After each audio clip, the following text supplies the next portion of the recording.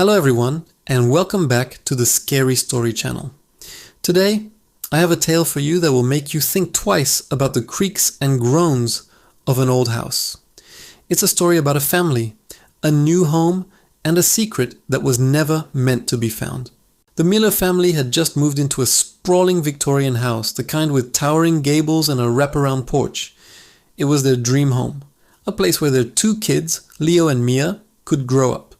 The house was old, full of character and odd quirks, but one feature stood out: a small, locked door under the main staircase. The real estate agent had brushed it off as a defunct coal chute, sealed for decades. Mr. Miller, a practical man, took her at her word and planned to board it up neatly. The kids, however, were fascinated. Leo, who was 10, saw it as a gateway to a hidden treasure. 6-year-old Mia was more cautious. She said the door felt cold. They would often sit by it, whispering theories about what lay behind it. One afternoon, while their parents were busy unpacking, Leo decided he'd had enough of waiting. He found his dad's toolbox, and with a crowbar in hand, went to work on the small, stubborn door. The lock was old and rusted, and with a jarring crack, it gave way. The door swung inward with a low groan, revealing not a chute, but a narrow, steep set of stone steps leading down into complete darkness. A musty, earthy smell, like a damp cellar, wafted out. Leo, emboldened by his success, grabbed a flashlight and, telling Mia to wait for him, started his descent into the unknown. The stairs were slick with moisture, and the air grew colder with each step. At the bottom, he found himself in a small, cramped room with a low, arched ceiling. It was more like a cell than a cellar. The walls were rough-hewn stone, and the floor was just packed dirt. There was nothing in the room except for a small wooden crate tucked into a corner. Disappointment washed over Leo. No pirate gold, no ancient artifacts, just a dusty old box. Curiosity got the better of him. He knelt down and lifted the lid. Inside, nestled on a bed of yellowed straw, was a single porcelain doll. It was beautiful, with wide glass eyes, rosy cheeks, and a delicate lace dress. But there was something unsettling about its smile. It seemed too wide, too fixed. And its eyes, they seemed to follow him. He felt a shiver run down his spine, a feeling he couldn't quite explain. Shaking it off as just the cold, he decided to bring the doll upstairs for Mia. She would love it. Mia's reaction was not what he expected. When he presented her with the doll, her face went pale. "I don't like her, Leo," she whispered, shrinking away. "Her eyes are sad." But Leo insisted, telling her it was a special gift from the secret room. Reluctantly, Mia took the doll, naming her Lily. That night the strange occurrences began. It started subtly. Toys in Mia's room would be rearranged. A music box would start playing on its own. Mia began having nightmares, waking up screaming about a girl with no eyes.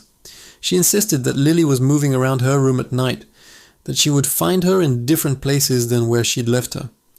Their parents, of course, dismissed it as a child's overactive imagination, a symptom of the stress from moving. But then Leo started noticing things too. He would hear soft whispering coming from Mia's room late at night, but when he'd check, Mia would be sound asleep, with Lily propped up on the pillow beside her, her glass eyes gleaming in the moonlight. One evening, as the family ate dinner, they heard a loud crash from upstairs. They rushed to Mia's room to find her rocking horse overturned, and all her dolls, except Lily, were strewn across the floor, their plastic limbs twisted into unnatural positions. Lily sat perfectly on the neatly made bed, her painted smile looking more like a sneer. The atmosphere in the house grew heavy. Mrs. Miller started feeling an unshakable sense of being watched. Mr. Miller, ever the skeptic, began to feel a creeping unease he couldn't rationalize. The whispers became more frequent, no longer confined to Mia's room.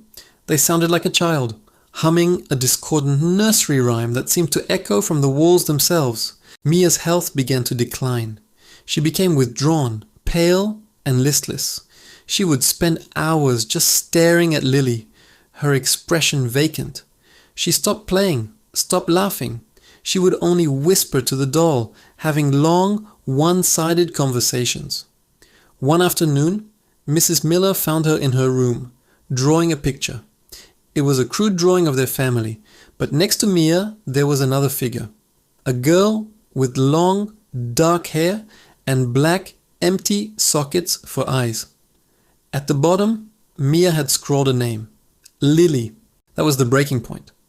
Mrs. Miller, terrified, did some research into the history of the house.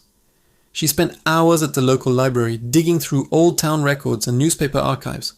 What she found turned her blood cold. Nearly a century ago, a family with a young daughter named Lily had lived in the house.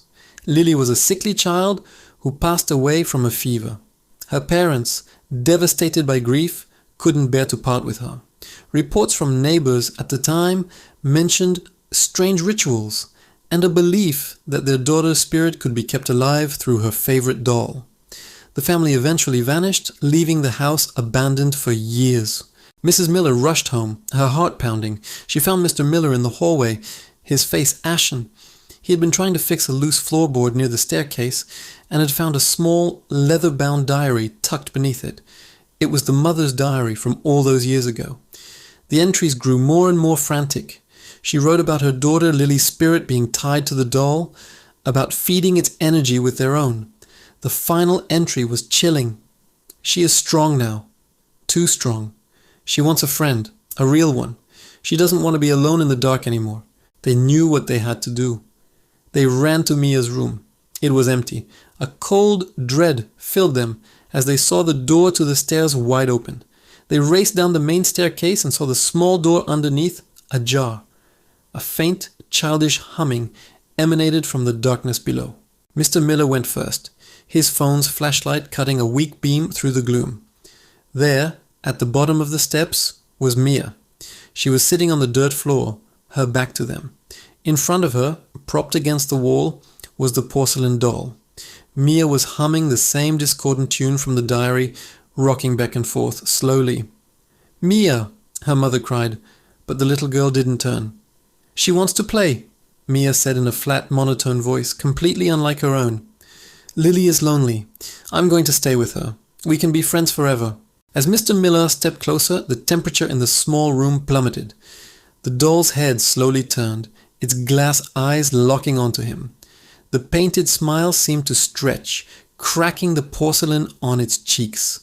A voice, high and cold, echoed in the room, but it didn't come from Mia or the doll. It came from all around them. "Mine." Acting on pure instinct, Mr. Miller grabbed the doll. It felt ice cold, and a wave of nausea and despair washed over him. He ignored it, scrambling back up the stairs, clutching the doll. Mrs. Miller scooped up a still-dazed Mia and followed him. Back in the light of the hallway, the doll's serene expression had returned, but the house groaned around them, and the whispers turned to angry hisses. They didn't hesitate. They ran to the fireplace in the living room. Mr. Miller threw the doll into the empty hearth and doused it with lighter fluid. As he struck a match, the doll's eyes seemed to glow with a malevolent red light. A shrill, unearthly scream filled the house as the flames erupted, consuming the porcelain and lace. The fire burned with an unnatural intensity, and for a moment they saw the shape of a little girl with empty eyes writhing in the flames before it all turned to ash. Instantly, the oppressive cold in the house vanished. The whispering stopped. Mia blinked, looking around as if waking from a long dream. "Mommy?" she asked, her voice her own again. The Millers sold the house a week later. They never told the new owners about the secret under the stairs, but they did ensure the door was sealed shut, this time with brick and mortar. Sometimes late at night, Leo still wonders about the girl who just wanted a friend. And Mia, though she doesn't remember much, will never again play with dolls. Some secrets they learned are better left buried. Thanks for listening to this scary story. If you enjoyed it, please hit that like button and subscribe for more tales from the shadows. Stay safe and always be careful what you unearth. See you next time.